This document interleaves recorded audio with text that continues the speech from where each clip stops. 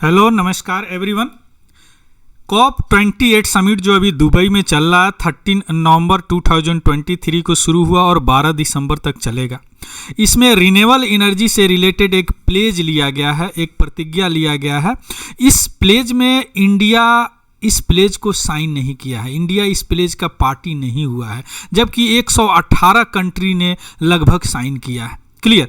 Corp 28 UNFCCC का summit है जो क्लाइमेट चेंज पे बात करता है, हर साल होता है यह समिट, जो अभी कहाँ हो रहा है, दुबई यूनाइटेड अरब इमिरेट्स में। इसमें मैंने कई video loss and damage fund और ग्रीन क्रेडिट प्रोग्राम, उसमें थोड़ा सा मैं परिचय दे दिया हूँ एक्चुअली क्या होता है। कॉप 28 कॉन्फ्रेंस ऑफ पार्टी यहाँ इंडिया से होता है। 28 में 28वां समिट हो रहा है, कहाँ पे हो रहा है, दुबई में हो रहा है। तो right now going to discuss actually यह प्लेज क्या है और यह जो रिन्यूएबल एनर्जी पे जो प्लेज है या प्रतिज्ञा लिया गया, इसमें इंडिया क्यों नहीं साइन किया है, इंडिया का नहीं साइन करने के पीछे क्या कारण है, और इस प्लेज ग्रीन प्लेज में एक और प्लेज लिया गया है जो न्यूक्लियर एनर्जी, नाभिकीय एनर्जी से रिलेटेड है। इन सारी चीज़ इन वीडियो के माध्यम से हम जानने का प्रयास करेंगे। उससे पहले अगर आप नए हैं तो प्लीज़ इस चैनल को सब्सक्राइब कीजिए। चलिए सबसे पहले शुरू करते हैं, क्या है न्यूज। देखिए, जो इंडिया जो नहीं साइन किया है उस प्लेज का नाम है global renewable energy efficiency pledge. Means वैश्विक रिन्यूएबल एनर्जी जो नवीकरणीय जो ऊर्जा स्रोत होते हैं और उसके इफिशियंसी से रिलेटेड प्रतिज्ञा लेने वाली बात थी, प्रतिज्ञा लिया गया है, जिसमें बोला गया है कि जो भी नवीकरण एनर्जी है, रिन्यूएबल एनर्जी कैपेसिटी है, उसको लगभग 3 गुना किया जाए और डबल कम से कम उसकी इफिशियंसी किया जाए। कब तक, 2030 तक। लेकिन इंडिया इसको साइन नहीं किया। क्लियर। जबकि इस तरह की बातें जो है न्यू दिल्ली लीडर डिक्लेरेशन में जो G28 समिट जो सितंबर में इंडिया में हुआ था दिल्ली में, उसमें यह बात किया गया था कि रिन्यूएबल एनर्जी पे इस तरह का कुछ प्लेज लिया जाएगा, लेकिन इंडिया इसको साइन नहीं किया है।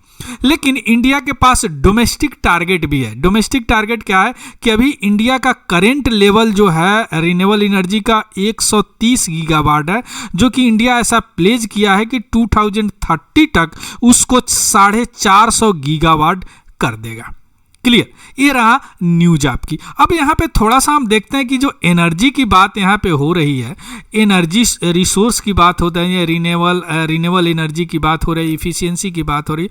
थोड़ा सा बैकग्राउंड जानते हैं एक्चुअली एनर्जी रिसोर्स क्या होता है। देखिए, अभी जितने भी कंट्री है, डेवलप्ड और डेवलपिंग कंट्री, उनका जो विकास है ये सारे चीज़ एनर्जी पे डिपेंड करते हैं। आपको भी अनुभव होगा, इलेक्ट्रिसिटी के बिना कुछ नहीं हो सकता। कोई गाड़ी चल रहा है, कुछ भी चल रहा है, मैंने everywhere use energy. Means energy अभी इकोनॉमी एनर्जी पे ही डिपेंड है। अब एनर्जी 2 तरह के होते हैं। एक एनर्जी होता है कन्वेंशनल एनर्जी रिसोर्स। कन्वेंशनल का मतलब होता है परंपरागत, है ना, जो ट्रेडिशन में हो। ट्रेडिशन मीन्स बहुत सारे लोग शुरू से ही इसको यूज कर रहा। क्लियर। और एक होता है नॉन कन्वेंशनल में, जिस ट्रेडिशन में नहीं हो, मीन्स या बहुत कम लोग यूज कर रहे हैं, इनके बारे में बहुत कम लोगों को जानकारी है। क्लियर। अब यह एनर्जी रिसोर्स जो है यह क्या है, यह खत्म हो जाएगा, एग्जॉस्टेबल है, या किसी न किसी दिन खत्म हो जाएगा। दूसरी बात कि यहाँ पे बहुत सारे पॉल्यूशन होते हैं, अब कभी यह खत्म हो जाएगा, इसलिए इसको बोलते हैं नॉन रिन्यूएबल रिसोर्स, यानी कन्वेंशनल को ही बोलते हैं नॉन रिन्यूएबल रिसोर्स। जैसे क्या होगा, पेट्रोलियम हो गया, आपको कोल हो गया, नेचुरल गैस हो गया, अभी सबसे ज़्यादा यही यूज होता है। तो इसको क्या बोलते हैं, कन्वेंशनल एनर्जी रिसोर्स या non renewable energy resource. Means अनवीकरणीय ऊर्जा स्रोत या परंपरागत ऊर्जा स्रोत। अब नॉन कन्वेंशनल मीन्स गैर परंपरागत या रिन्यूएबल नवीकरणीय एनर्जी रिसोर्स। मीन्स क्या हो गया कि यह खत्म नहीं होगा, नॉन एग्जॉस्टेबल, यह खत्म नहीं होगा। और दूसरी बात कि इससे जो पोल्यूशन होता है ना, कंपेयर टू मिनिमम होता है या नो पोल्यूशन होता है। जैसे आपको सोलर एनर्जी हो गया, जैसे विंड एनर्जी हो गया, है ना, जैसे टाइडल एनर्जी हो गया, या क्या इससे सोलर एनर्जी से क्या पोल्यूशन होता है, बहुत कम होता है, न के बराबर होता है। विंड एनर्जी से क्या होता है, टाइडल से क्या होता है, अभी हाइड्रोजन फ्यूल की बात किया जा रहा है, बैटरी जो की बात की जा रहा है, ये सबसे एनर्जी, ये सब क्या रिन्यूएबल एनर्जी रिसोर्स है। बायोफ्यूल, उपज कीजिए, कुछ एक खास तरह का पेड़ पौधा लगाइए जैसे जट्रोफा, पंगोमिया, उसे एनर्जी रिसोर्स की एनर्जी यूज कीजिए, है ना। तो ये क्या है, रिन्यूएबल एनर्जी। अब सारे कंट्री चूंकि यह इन्वायरमेंट क्लाइमेट चेंज से है, तो सबसे बड़ा ग्रीन हाउस गैस का कारण यही है ना। तो इससे ट्रांजिशन इधर करना है। तो ये प्लेज में क्या किया गया कि जो भी यह कैपेसिटी है अभी किसी भी ग्लोबल लेवल पर, इसको 3 गुना किया जाए रिन्यूएबल, यही प्लेज लिया गया है, जिसमें इंडिया साइन नहीं किया है। आ गया बात समझ में।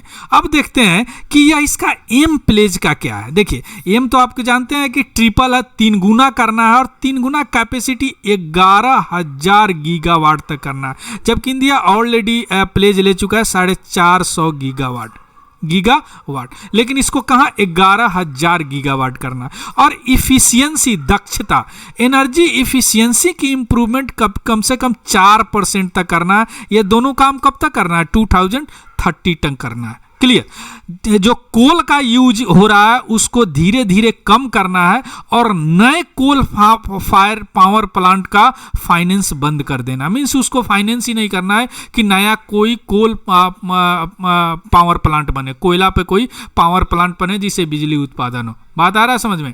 ये सारी चीजें मेंशन थी न्यू दिल्ली G20 डिक्लेरेशन में, लेकिन फिर भी इंडिया साइन नहीं किया। देखते हैं क्यों नहीं साइन किया। और इसका लॉजिक दिया गया है कि ऐसा करने से लगभग जो ग्रीन हाउस गैस है, जो वैसा गैस जो कि इन्वायरमेंट में हीट को ट्रैप करता है, शोषण करता है, उसको ग्रीन हाउस गैस कहते हैं। जैसे कार्बन डाइऑक्साइड, मीथेन हो गया, नॉक्स, सॉक्स, है ना, वाटर वेपर हो गया। लगभग 7, ऐसा करने से ग्रीन हाउस गैस लगभग 7 बिलियन टन CO2 के बराबर इसको अवॉइड किया जा सकता है ऐसा करने से। इसका एम है, इसलिए यह प्लेज लिया गया है। आया बात समझ में।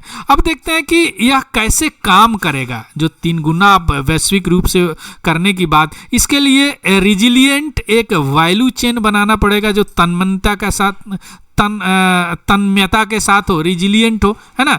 और टेक्नोलॉजी भी डेवलपमेंट करने होंगे। फाइनेंशियल सपोर्ट देना होगा उस कंट्री को जिसके पास रिन्यूएबल एनर्जी स्केल करने का कैपेसिटी नहीं है, माने बढ़ाने की कैपेसिटी नहीं है। टेक्निकल सपोर्ट होगा, कैपेसिटी बिल्डिंग डेवलपिंग इकोनॉमी को देना पड़ेगा, है ना। क्रॉस बॉर्डर ग्रिड इंटरकनेक्शन करना पड़ेगा। मान लीजिए किसी कंट्री को बहुत ज़्यादा इलेक्ट्रिसिटी पर हो गया तो किसी दूसरे कंट्री को ग्रिड से दे सकते हैं, है ना। तो ये सारे काम करने पड़ेंगे तभी ये प्लेज काम करेगा या प्रतिज्ञा काम करेगा, जो रिन्यूएबल एनर्जी का प्रतिज्ञा।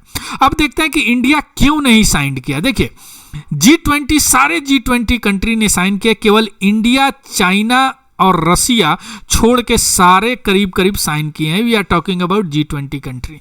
क्लियर। इंडिया क्यों नहीं साइन किया? कि इंडिया साइन नहीं किया जबकि इंडिया जो है नेशनली डिटरमाइंड कंट्रीब्यूशन का पार्ट है, जो कि पेरिस एग्रीमेंट में लिया गया था। इस पे मैं एक वीडियो बनाया हूँ कि nationally determined contribution, I think loss and damage fund में होगा, है ना।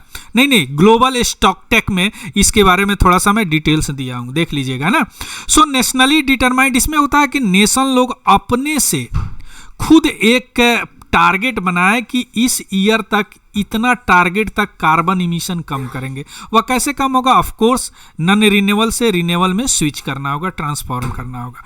उसके तहत इंडिया जो कमिटेड है, ऐसा वादा किया है कि 500 गीगावाट इलेक्ट्रिसिटी जो कि नॉन फॉसिल फ्यूल बोलते हैं कोल, जीवाश्म ईंधन, जो पेट्रोलियम प्रोडक्ट है, कोल है, नेचुरल गैस है, सब क्या है? जीवाश्म फ्यूल है ना। जो बताया जाता है कि आने वाला 50 से 100 साल में खत्म हो जाएगा। सो यह 2030 तक 500 गीगावाट इंस्टॉल कर देगा इलेक्ट्रिसिटी, जो कि नॉन फॉसिल फ्यूल से हो, मीन्स रिन्यूएबल एनर्जी रिसोर्स से हो। लेकिन फिर भी यह साइन नहीं किया।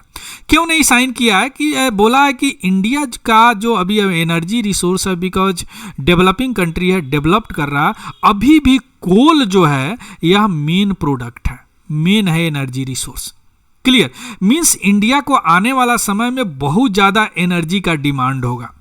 उस डिमांड के लिए जो केवल रिन्यूएबल एनर्जी रिसोर्स सफिशिएंट नहीं होगा आने वाला 30 साल में, इसीलिए उन्होंने साइन नहीं किया। चूंकि यह साइन करने का मतलब है कि नए कोल फायर्ड पावर प्लांट को फाइनेंस नहीं कर सकते, कोल को धीरे धीरे कम करना पड़ेगा। लेकिन यह इसीलिए नहीं साइन नहीं किया है कि इंडिया अभी बहुत लार्जेस्ट एनर्जी डिमांड ग्रोथ आने वाला 30 साल में करीब, चूंकि हम डेवलपिंग कंट्री है, उसमें रिन्यूएबल एनर्जी से या एनर्जी का जो डिमांड है वह पूरा नहीं हो सकता, इसलिए इंडिया ने साइन नहीं किया। दूसरा डिक्लेरेशन जो आया है, न्यूक्लियर एनर्जी को भी लगभग ट्रिपल करना है। अभी लगभग 2 से 3% इलेक्ट्रिसिटी हम न्यूक्लियर एनर्जी से कर रहे हैं इंडिया में।